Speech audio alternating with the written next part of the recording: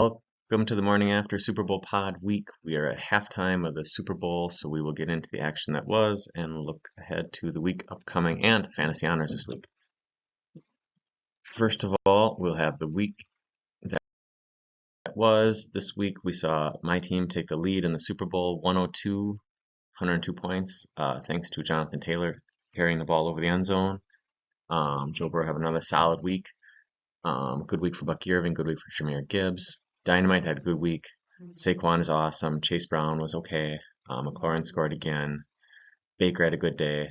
86.1 for him. The Bites' Badgers had 87. James Cook, James Conner, Amon-Ra all had good games. And 62.5 for the Horn Dogs. Josh Jacobs, Packers scored 3 rushing touchdowns, I believe, last night. He only had 1, which kind of hurt him.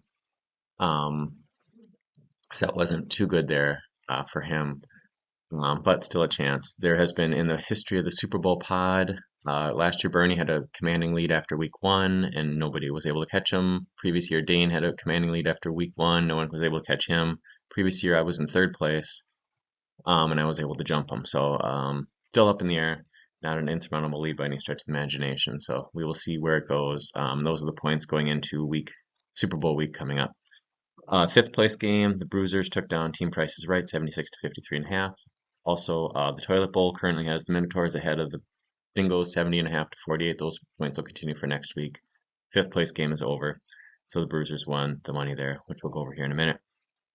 As for the consolation round, the Maulers prevent the first ever repeat, so Dr. Dane will not be the first ever repeat champion in the consolation round, and the Colts take down Little Big Men. Kind of nice in this one. We'll have the Maulers against the Colts in the Jim Shavina Memorial Consolation Belt, since they both knew Jim quite well over the years. So that'll be nice. There we can see that, yeah, we didn't have any repeat winners. 2 out of 3 years for Bites. Actually, no, sorry, Griff did win it back-to-back years, so my bad. Would win the second back-to-back winner in history there. As for the prize money, the new one there, Bernie won $50, Team Price is Right $120. And the 4 of us in Super Bowl pod at least won $75. So not a bad, at least paid off the year for all of us. As for the fantasy honors, Gargoyles this year won the Dave Puzik Award for the most transactions. This is surprising. I haven't won this in like 3 years. And I finished 3rd this year, actually, 3rd or 4th, actually. Gargoyles and then the Badgers. I don't remember if Tim had more than me or not, but saw I was not 1st or 2nd, so I was kind of surprised. So that's kind of cool. Kind of happy about that.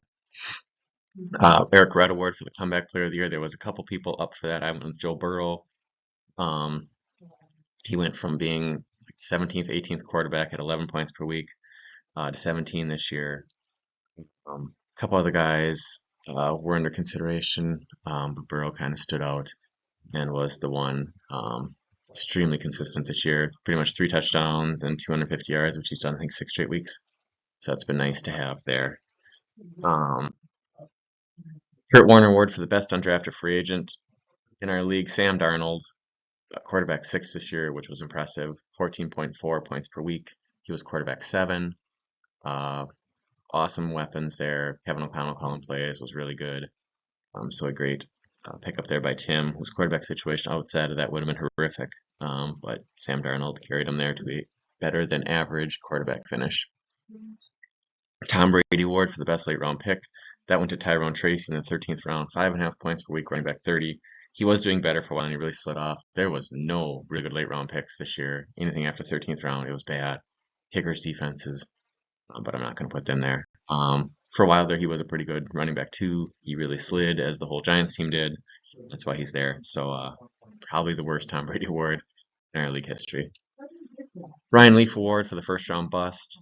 Christian McCaffrey with the first pick. He only had 3.8 points per week. Hurt for the first 9 weeks. Played 3 weeks and then got hurt again.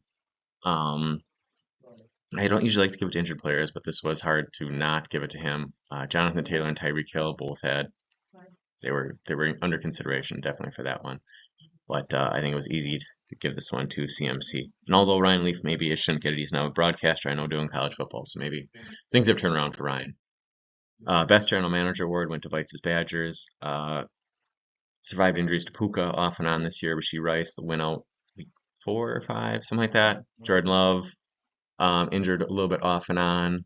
and probably not performing up to expectations for most of the year. Sixth round bust of Zamir White, but still had a really good year. James Conner was healthy all year. James Cook, I would have been happy with 7 touchdowns on the year, and he got 14, I think 14 right now, so that's really good. So yes, fantasy general manager of the year, team that exceeded expectations was Bites' Badgers. And the MVP, while I did originally think for sure this was going to be Saquon, I did give thought to Jamar Chase, who was unbelievable.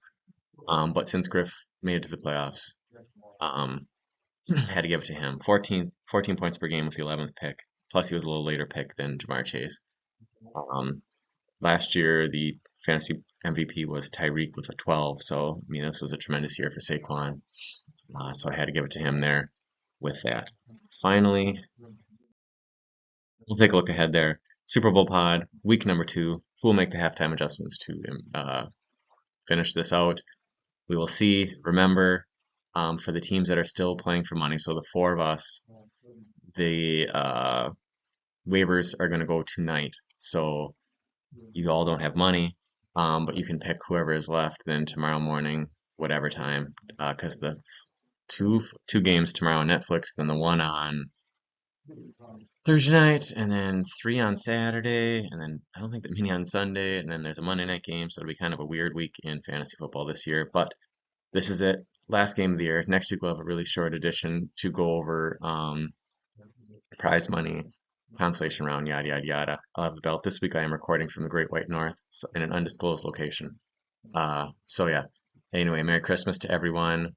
Best of luck to everyone not named Gargoyles, Dynamite, Pterodactyl, Badgers, or Horn Dogs. So thanks everybody.